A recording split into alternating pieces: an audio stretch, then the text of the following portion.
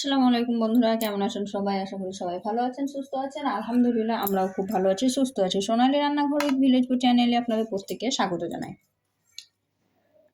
আজকে আমি কোনো রকমের রেসিপি নিয়ে আসিনি, আজকে আমি একটা থালা পরিবেশন করে দেখাবো। তো তার জন্য আমি প্লেটে প্রথমেই নিয়ে নিয়েছি ভাতটা আমি একটু সুন্দর করে সাজিয়ে নিয়ে নিয়েছি। তারপরে আমি এখানে নিয়ে নিচ্ছি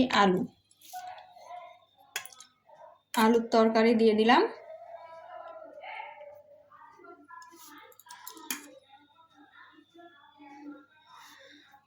আলু দিয়ে দিলাম। এখন আমি আরেকটা বাটি নিয়ে নিলাম, বাটিতে দিয়ে দেবো হচ্ছে মাছ।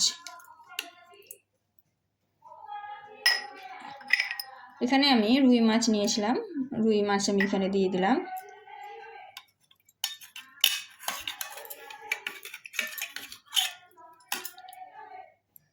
দুই পিস রুই মাছ দিয়ে দিলাম। আর এদিকে আমি আরেকটা বাটি রেডি করে নিয়েছি, আর এই বাটিতে আমি এখন দিব হচ্ছে টক মাছ, তেঁতুলের টক দিয়ে মাছ রেডি করেছিলাম, সেই মাছটা আমি এখানে দিয়ে দিলাম। একটা বড় সাইজের একটা মাছ ছিল, সেই মাছটাতে আমি তেঁতুলের টক দিয়ে রান্না করেছি। তো মাছটা দিয়ে দিলাম। তারপরে আমি আরেকটা বাটি রেখে দিলাম। এখন আমি এই বাটিতে দিব চচ্চড়ি। এখানে আমি শুকটি চচ্চড়ি করেছি কাঁচা ডিংলা দিয়ে, মানে কাঁচা মিষ্টি কুমড়ো দিয়ে শুকটি চচ্চড়ি। মিষ্টি কুমড়া দিয়ে শুকটি চচ্চড়ি অনেক মজা লাগে, তার জন্য আমি তৈরি করেছি। আপনারা যদি না খেয়ে থাকেন একবার হলেও তৈরি করে খাবেন, দেখবেন খুব টেস্টি হয়। আর এদিকে আমি নিয়েছি হচ্ছে ছোট মাছ, এটা হচ্ছে সামুদ্রিক মাছ। অনেকেই কিন্তু এটাকে বাংলাদেশে নাকি ঢেলা মাছ বলে, আর আমাদের এদিকে চোখমোটা মাছ বলে।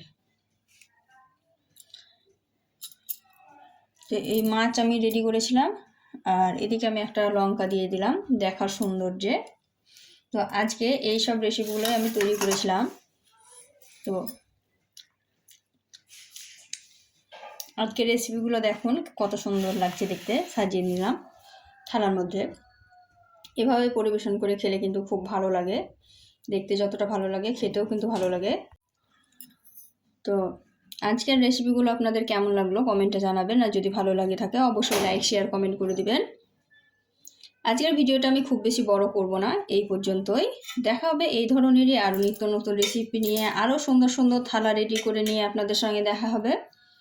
তো বন্ধুরা সবাই ভালো থাকবেন, সুস্থ থাকবেন, আর আমার জন্য একটু দোয়া করবেন। আজকে এই পর্যন্ত, আবার পরবর্তী রেসিপি নিয়ে দেখা হবে। খোদা হাফিজ।